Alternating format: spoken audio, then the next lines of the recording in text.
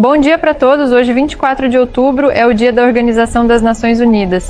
A data faz alusão à Carta da ONU, que foi elaborada pelos representantes de 50 países presentes à Conferência sobre Organização Internacional, que se reuniu em São Francisco de 25 de abril a 26 de junho de 1945.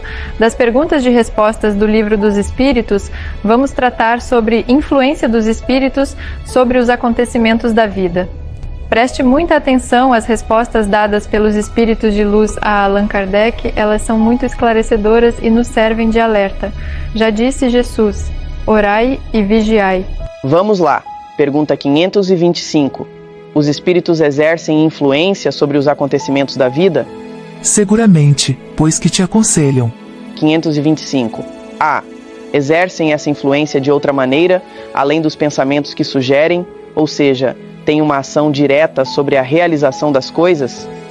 Sim, mas não agem nunca fora das leis naturais. Comentário de Kardec. Pensamos erradamente que a ação dos espíritos só deve manifestar-se por fenômenos extraordinários. Desejaríamos que viessem em nosso auxílio através de milagres, e sempre os representamos armados de uma varinha mágica. Mas assim não é, e eis porque a sua intervenção nos parece oculta, e o que se faz pelo seu concurso nos parece inteiramente natural. Assim, por exemplo, eles provocarão o encontro de duas pessoas, o que parece dar-se por acaso. Inspirarão a alguém o pensamento de passar por tal lugar. Chamarão sua atenção para determinado ponto, se isso pode conduzir ao resultado que desejam. De tal maneira que o homem, não julgando seguir senão os seus próprios impulsos, conserva sempre o seu livre-arbítrio. 526.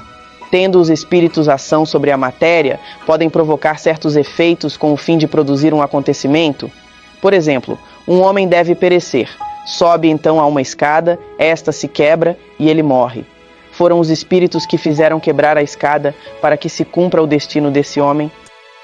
É bem verdade que os espíritos têm influência sobre a matéria, mas para o cumprimento das leis da natureza e não para as derrogar, fazendo surgir em determinado ponto um acontecimento inesperado e contrário a essas leis.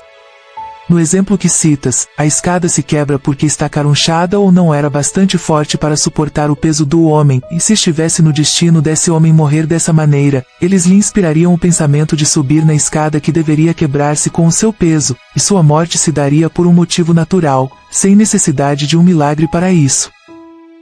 Pergunta 527.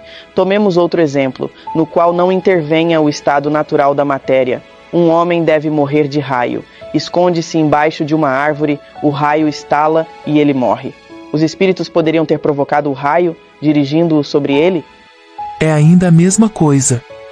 O raio explodiu sobre aquela árvore, e naquele momento, porque o fato estava nas leis da natureza. Não foi dirigido para a árvore porque o homem lá se encontrava, mas ao homem foi dada a inspiração de se refugiar numa árvore, sobre a qual ele deveria explodir. A árvore não seria menos atingida, se o homem estivesse ou não sob ela. 528. Um homem mal intencionado dispara um tiro contra outro, mas o projétil passa apenas de raspão, sem o atingir. Um espírito benfazejo pode ter desviado o tiro? Se o indivíduo não deve ser atingido, o espírito benfazejo lhe inspirará o pensamento de se desviar, ou ainda poderá ofuscar o seu inimigo, de maneira a lhe perturbar a pontaria, porque o projétil, uma vez lançado, segue a linha de sua trajetória. 529. Que se deve pensar das balas encantadas a que se referem algumas lendas e que atingem fatalmente o alvo? Pura imaginação, o homem gosta do maravilhoso e não se contenta com as maravilhas da natureza. Pergunta 529A. Os espíritos que dirigem os acontecimentos da vida podem ser contrariados por espíritos que tenham desejos em contrário? O que Deus quer deve acontecer, se há retardamento ou empecilho, é por sua vontade. 530. Os espíritos levianos e brincalhões não podem provocar esses pequenos embaraços que se antepõem aos nossos projetos e transtornar as nossas previsões. Em uma palavra, são eles os autores do que vulgarmente chamamos os pequenos transtornos da vida. Eles se comprazem nessas traquinices, que são provas para vós, destinadas a exercitar a vossa paciência, mas se cansam, quando veem que nada conseguem. Entretanto, Não seria justo nem exato responsabilizá-los por todas as vossas frustrações, das quais vós sois os principais autores, pelo vosso estouvamento. Convence-te, pois, de que se a tua baixela se quebra, é antes em virtude do teu descuido do que por culpa dos espíritos. 530. Os espíritos que provocam discórdias agem em consequência de animosidades pessoais ou atacam ao primeiro que encontram, sem motivo determinado, por simples malícia? Por uma e outra coisa, às vezes trata-se de inimigos que fizestes nesta vida ou em existência anterior, e que vos perseguem, e de outras vezes, não há nenhum motivo. Questão 531. O rancor dos seres que nos fizeram mal na terra extingue-se com a sua vida corpórea? Muitas vezes reconhecem sua injustiça e o mal que fizeram, mas muitas vezes também vos perseguem com o seu ódio, se Deus o permite, para continuar a vos experimentar. 531. Pode-se pôr termo a isso, e por que meio? Sim, pode-se orar por eles, e ao se lhes retribuir o mal com o bem acabarão por compreender os seus erros. De resto, se souberdes colocar-vos acima de suas maquinações, cessarão de fazê-las ao verem que nada lucram. Comentário de Kardec. A experiência prova que certos espíritos prosseguem na sua vingança de uma existência a outra, e que assim expiaremos, cedo ou tarde, os males que pudermos ter acarretado a alguém. 532. Os espíritos têm o poder de desviar os males de certas pessoas, atraindo para elas a prosperidade? Não o podem fazer inteiramente, porque há males que pertencem aos desígnios da providência, mas minoram as vossas dores, dando-vos paciência e resignação. Sabei, também, que depende frequentemente de vós desviar esses males ou pelo menos atenuá-los. Deus vos deu a inteligência para usardes, e é sobretudo por meio dela que os espíritos vos socorrem, sugerindo-vos pensamentos favoráveis. Mas eles não assistem senão aos que sabem assistir-se a si mesmos. É esse o significado das palavras: buscai e achareis, batei e abrir-se-vos-á. Sabei ainda que aquilo que vos parece um mal, nem sempre o é, frequentemente um bem deve resultar dele, que será maior que o mal, e é isso o que não compreendeis, porque não pensais senão no momento presente ou na vossa pessoa. 533. Podem os espíritos fazer que se obtenham os dons da fortuna, desde que solicitados nesse sentido? Às vezes, como prova, mas frequentemente se recusam, como se recusa a uma criança um pedido inconsiderado. Questão 533A.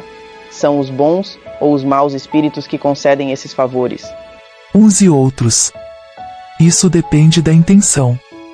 Mas, em geral, são os espíritos que querem arrastar-vos ao mal e que encontram um meio fácil de o fazer, nos prazeres que a fortuna proporciona. 534.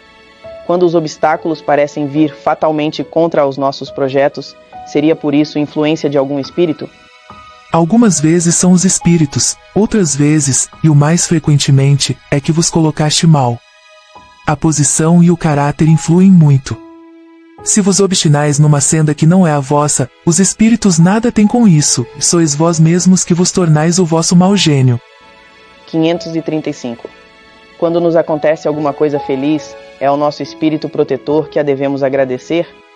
Agradecei sobretudo a Deus, sem cuja permissão nada se faz, e depois aos bons espíritos, que foram os seus agentes. 535. Que aconteceria se esquecêssemos de agradecer? O que acontece aos ingratos? E encerrando esse assunto, pergunta 535b. Há entretanto muita gente que não ora nem agradece, e para quem tudo sai bem. Sim, mas é necessário ver o fim, pagarão bem caro essa felicidade passageira que não merecem, porque, quanto mais tenham recebido, mais terão de restituir. Não me procures onde a terra descansa. Meu espírito vaga onde o vento flutua. Estou na chama que ao longe balança, no som discreto da chuva que insinua. Sou o calor do sol sobre a pele, o frescor que envolve a madrugada. Vivo no ciclo que o tempo revele, na folha que cai, na vida renovada. Estou no voo do pássaro que parte, no horizonte que ao longe se avista. Sou o silêncio entre os ruídos da arte, a presença sutil que persiste e conquista. Então, não derrames pranto em vão. Não sou ausência, nem despedida. Estou na pulsação de cada estação. Sou parte eterna da própria vida. Jairo Lima, inspirado no poema de Mary Elizabeth.